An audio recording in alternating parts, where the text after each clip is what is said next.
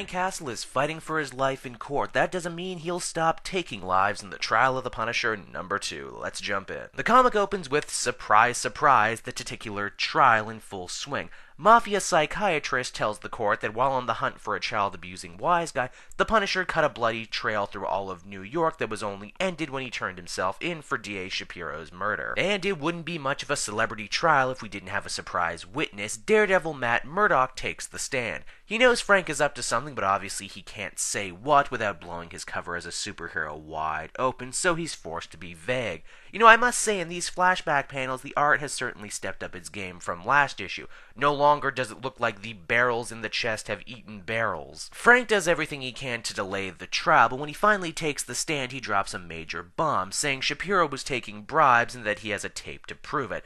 The judge agrees, and while the court is distracted, Frank makes a move for the real target, the child abuser from before who just so happened to be turning state's evidence. Of course, he does this by stabbing just a random guard in the neck, a guard who was probably just doing his job.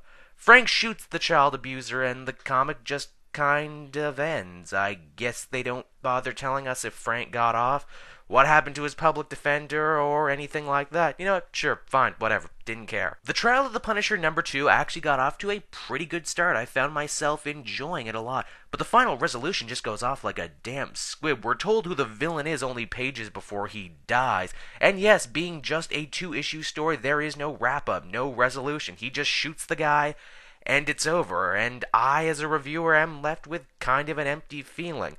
Wasn't bad, just ultimately really disappointing, which is why it gets a 5 out of 10.